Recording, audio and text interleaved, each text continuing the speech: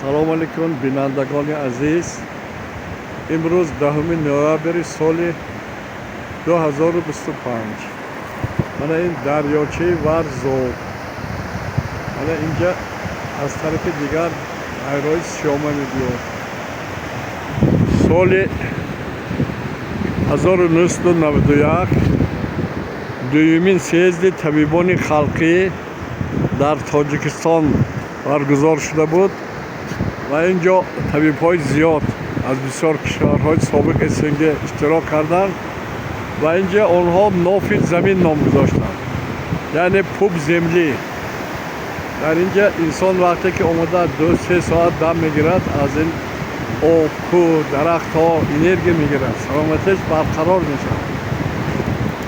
мана ҳозир шумо ҳамин ҳудуди инҷа дистодед, тамом кӯҳҳои осмонбӯс, кӯҳҳои бинед, кӯҳҳои баланд. мана ин дайро аз тарафи кӯҳҳои Анзоб мебиёд, пушти ин биноба дайрои Сиёма. мана инҷа ҳозир барф, манзараҳои зебо. мана ҳозир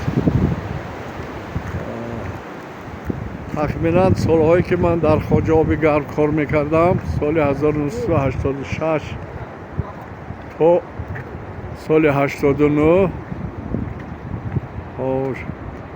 аз Америка як нафар бизнесмен гӯем омодагӣ буд. чанд нафар дӯстои ман, Мирзо ва Ҳакимҷон, ду кас аз Данғара буданд. ман меҳмонҳои инҷа овардам ва шахсияте ки аз Америка омадагӣ буд ҳам то шишта дайрои гуфт ки инҷа бояд ки заводи об созӣ то. ва Шодравон Мирзо дар инҷа ҳамин оби Сиёма шурӯъ карданд ба сохтмону таъминоти обу анализу ҳамин чизҳоро карданд. мана имрӯз оби Сиёма яке аз обҳои беҳтарини нӯшокӣ. мана ҳозир мо ҳамон ба тарафи ҷое ки оби Сиёма мебиёд раҳсипор шуда истодаем. мана ин хонаҳое ки ҳамон давра сохтагӣ буданд. мана ин кӯҳҳои осмонбӯс, мана барф, ин тараф офтоб. мана инҷо нофи замин. бори дигар такрор мекунам ки инҷо гурӯҳи экстрасенсҳо буданд ва онҳо аз рӯи энергия ки медонанд ки дар инҷа қувва зиёд мешавад, инҷа бевосита номгузорӣ карданд нофи замин.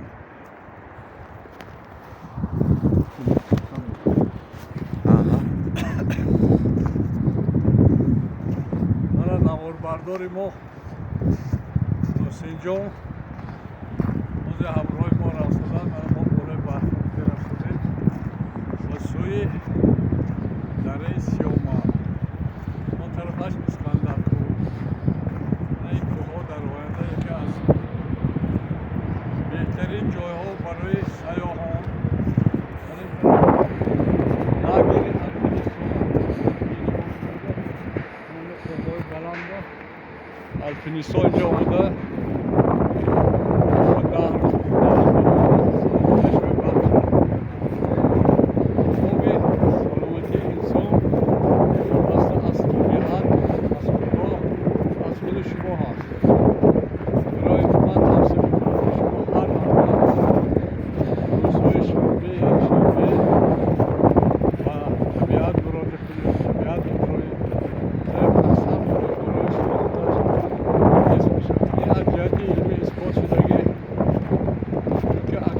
намивакин бисёр бемориҳои саратон мебошад. шумо ҷангал биравед 3 моҳ ҳар чӣ ки ёфтед онҷо шумо ина хӯред, ҳаракат кунед, боду ҳавои тоза.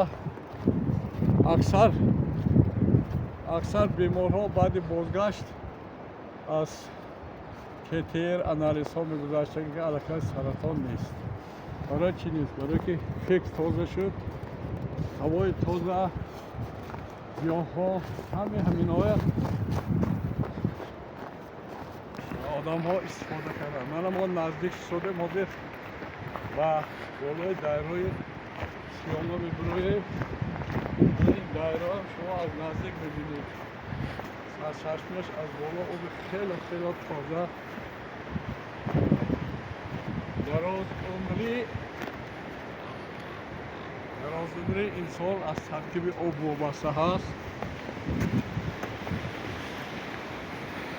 وقتی که استالین به سر قدرت آمده بود گفته رفته بینه چرا در طرف ترومن آدم ها کم بودند و در کافکاز دراز عمری زیاد هست.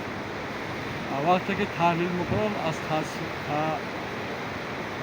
ترکیب آب وابستگی دراز عمری هست که اش میگونه، یعنی کسلات شیلاشتوی رونویسی در ترومن 5 در کافکاز 7. هر چقدر که آب شیلاشتوی رقص میگود زیادتر باشد آدم ها بیمار نمیشن.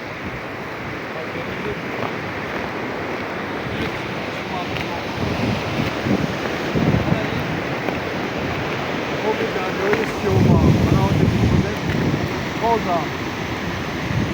اینجا نوفی زمین است. ما در مرکز زمین هستیم.